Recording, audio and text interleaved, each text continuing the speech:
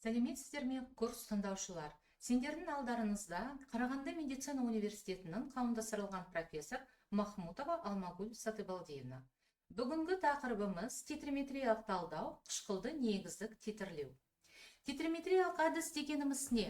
Титрометриялық әдіс анықтайтын затпен реакцияласуға жұмсалатын реагенттің мөлшерін дәл өлшеуге негізделген. Титрометриялық әдіс әрекеттесетін заттардың ерітінділерінің көлемдерін дәл өлшеуге негізделген. Сондықтан оны көлемдік әдіс деп атайды. Әдістің анықтау қателігі 0,1-0,05% құрайды. Әдістің сезімталдылығы 0,001 мол бөлінген литр немесе 0,1%. Талдау тез орындалады, орындалу жағдайы қарапайым. Аналитикалық химияда нормальды, малярлы, маляльды концентрациялармен бірге титр қолданылады. Титр дегеніміз 1 мл ерітіндегі еріген заттың грамм немесе миллиграмм саны.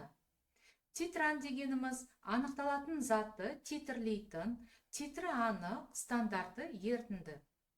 Титрлеу дегеніміз стандартты ерітіндіні анализдейтін, ерітіндіге ептеп, эквиваленттік нүктеге жеткенше қосу процесін айтады. Титрометриялық талдауда стандартты ерітінділер қолданылады.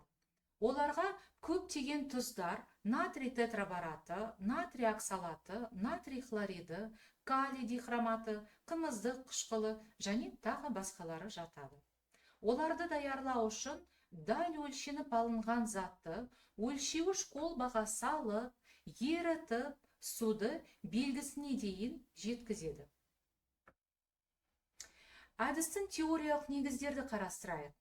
Титранттың әр үлесін жүйеге қосқан сайын мынандай теңдеумен бере аламыз. АА қосу ББ тең АА ББ. Мұндағы үлкен А және Б әріптермен анықталатын зат және титрантты белгілейміз. Титрометриялық әдіс эквиваленттер заңына бағынады. Эквиваленттік нүктеде анықталатын заттың мөлшері титранттың мөлшеріне тең болады. Титрометриялық талдауда реакцияның аяқталу кезеңі эквиваленттік нүкте деп аталады.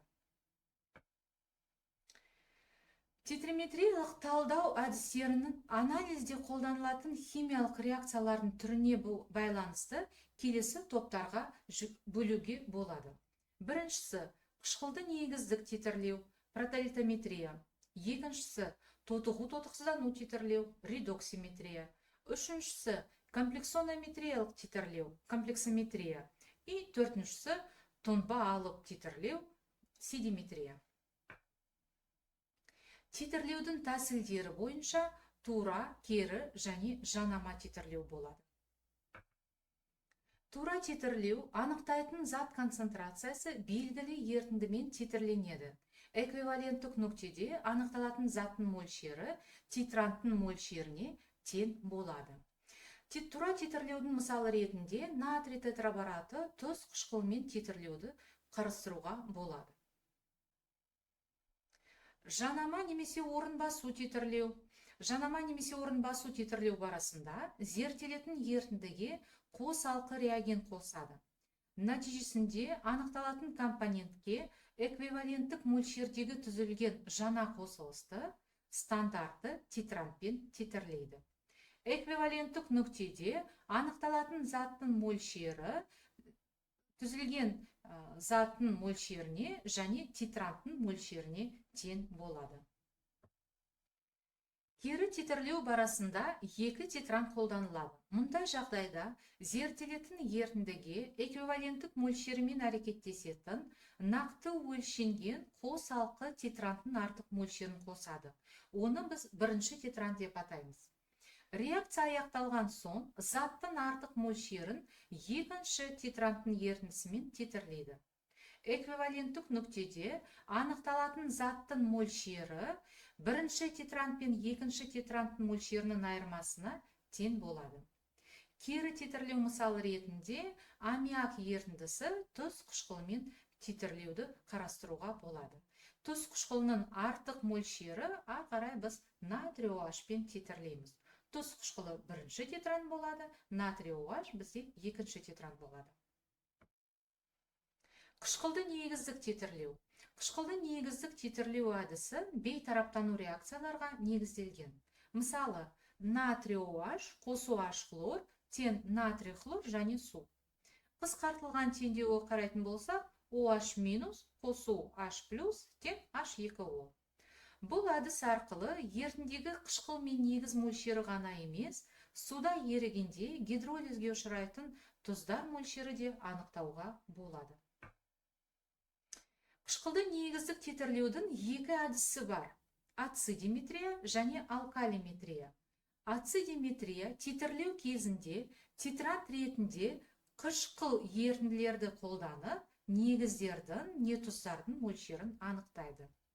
Алкалиметрия титрлеу кезінде титрант ретінде сілті ерітінділерді қолданып, қышқылдардың немесе тұздардың мөлшерін анықтауға негізделген. Қышқылды негіздік титрлеу әдісінде қышқылды негіздік немесе pH индикаторлар қолданылады. Бұл индикаторлар ерітіндінің pH мәніне тәуелді түсін өзгереді. Мысалы, фенофталеин, метил қызыл, лакмус, метил қызыл сарысы және тағы басқалар. Осы кестеде мен кейбір қышқылды негіздік индикаторларды немесе pH индикаторларды келтірдім. Әр индикатор үшін оның түсі айқын өзгеретін pH мәнін табуға болады. Оны біз титрлеу көрсеткіш деп атаймыз және PT әріптермен белгілейміз. Индикатордың нақтылы титрлеуге жарамдылығын PT және pH-тың эквиваленттік нүктеге сәйкес келмеуінен индикаторлық қателіктері пайда болуы мүмкін.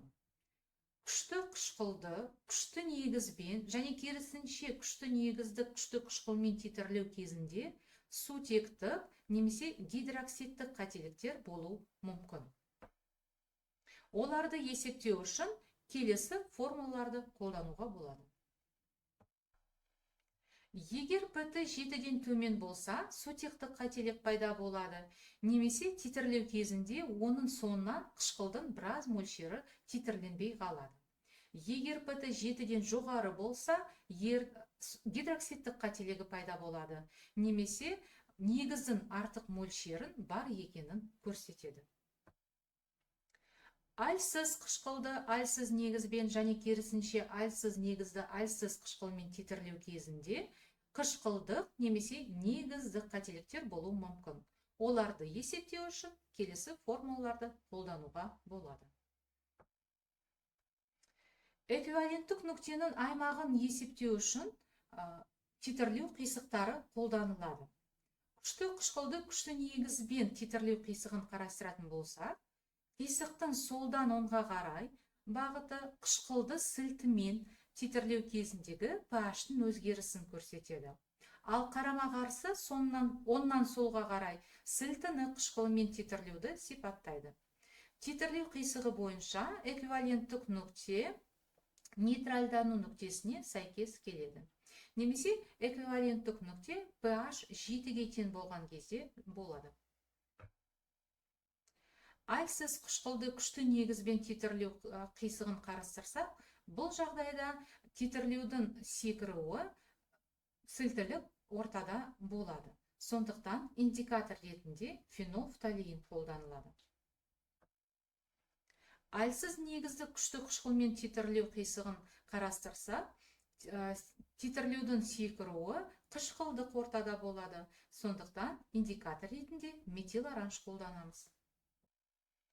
Көп негізді қышқылы сілтімен титрлеу қисығының екі секіру байқалады. Сондықтан бұл кезде біз екі индикаторды қолданамыз: метил оранж және фенофталеин. Қышқылды негіздік титрлеу фармацевтикалық талдауда дәрілік заттардың сандық анықтау үшін қолданамыз. Мысалы, аспирин, анальгин, кофеин сандық анықталуы біз қышқылдық негіздік титрлеумен жүргіземіз. Тамақ өнеркәсібінде, мысалы, ұн өнімдерінің қышқылдылығын анықтау үшін қолданылады. Мұнай химия және басқа салаларда да кеңінен қолданылады. Осымен бүгінгі дәрісіміз аяқталды. Назарларыңызға рахмет.